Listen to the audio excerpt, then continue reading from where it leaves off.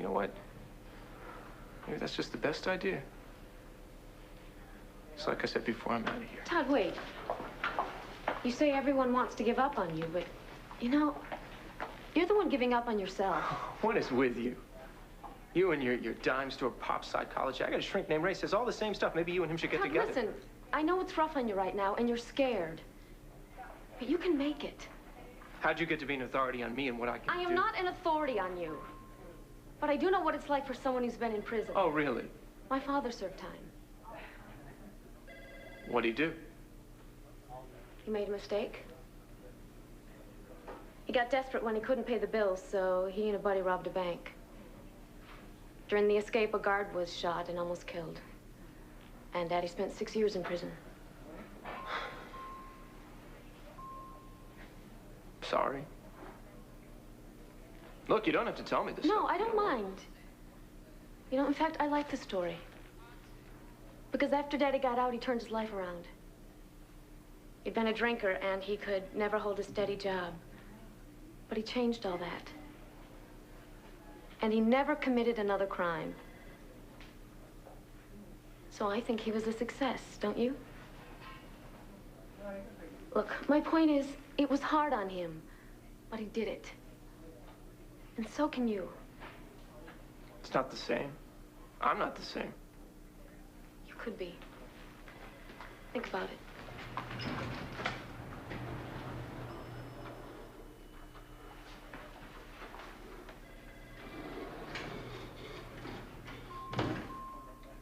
Oh. We had one date. Oh. We both had fun, and that was that. Oh, that is never just that when you get involved with a woman, Dylan, and you know it. But you better listen to me. Marty Saybrook is real special to me. You hear that? Why do I get the feeling that you're not telling me something? I don't know what you're talking about. Yes, you do. Mm-mm. Now, are you going to tell me what's going on with her? What do you mean? Who's this Todd character? I mean, from the way he was going on, I figured he was an old boyfriend or something. I don't want to get into this. Darlene, I am just curious. All right. It is up to Marty for her to tell you what she wants you to know, but I will tell you this. She doesn't want to dwell on the past. She wants to start things fresh. Well, I don't have a problem with that, because you know I like to start things fresh. Oh, not too fresh. Okay, not too fresh. She's your friend, Scout's on her. I'll be good. Oh, Lord.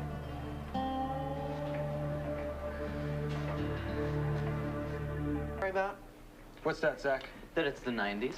I mean, everybody is so touchy and sensitive. In the good old days, if a few guys got drunk and had a good time, it was no big deal. Boys will be boys. It's a biological fact. I think that 90s women need to loosen up. I'll tell you what, Zach.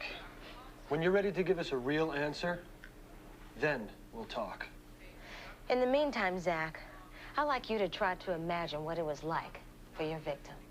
See if you can make yourself experience her feelings when a bunch of drunken boys start having some fun. Thank you, Sheila. I'm going to work on that. Powell, what's going on with you? Not much. Remember you were needing to get in touch with your rage? Why don't you start by just describing the rage you feel? What seems to trigger it? How does it manifest itself? I don't know. Let's try going back to the rape. Can you tell us about that night? Will you?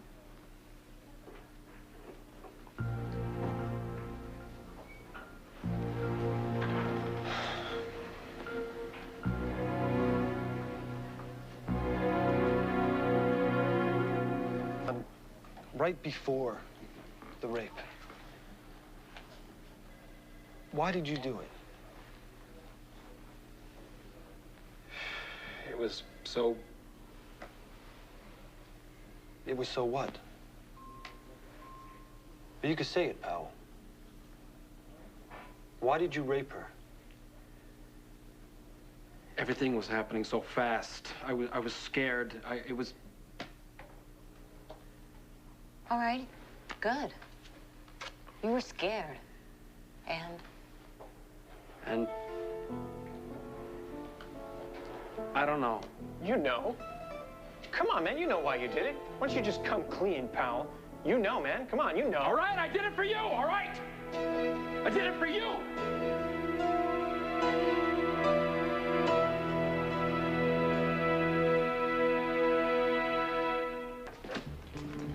Hi. Yes? I was looking for Marty Saybrook. Is she home?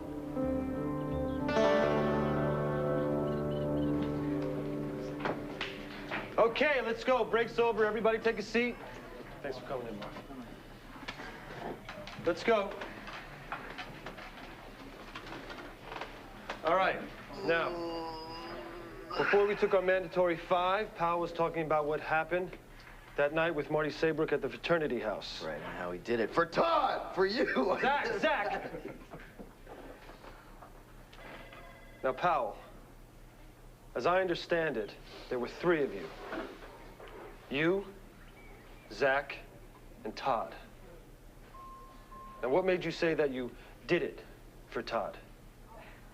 Yeah, come on, pal. Share with us about that. Well, it was... I don't know. Come on now. Tell everybody how you figured out a way to blame me for everything. Say it out loud. It was Todd. He made me. Oh, he made me. That's why you hate me so much? So much that you tried to choke me to death at roadies? That's right, I hate you. I hate your guts! Hey, you're breaking my heart. Well, you think this is funny, huh? You think what we did that night was just a game? What we all did? Don't you dare laugh at me. You better believe I hate you. You dragged me into doing something so cruel, degrading, that you made me hate myself. You made me hate myself so much all I wanted to do was die.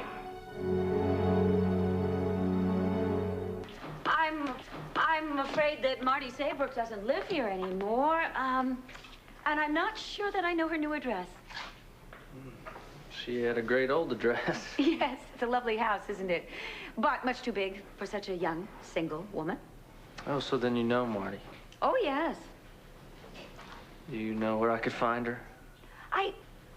Excuse me, but who are you? I'm sorry. Dylan Moody. Nice to meet you, Dorian Lord, Nice to meet Dylan. you. Moody. Are you, related to Luna Moody? Yes, Darlene's my sister. I brought her back up here from North Carolina. So I thought I'd stick around for a while.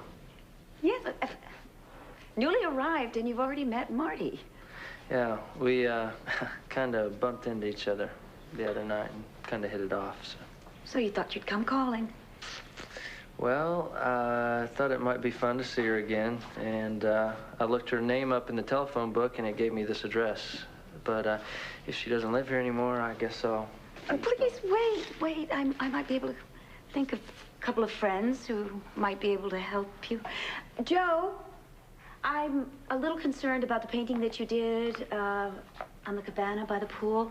I wonder, with this sun coming down the way it is, if maybe... Oh, you're probably right. I'll go check on it. If there's any problem, I'll rig up some shade. Great, thank you.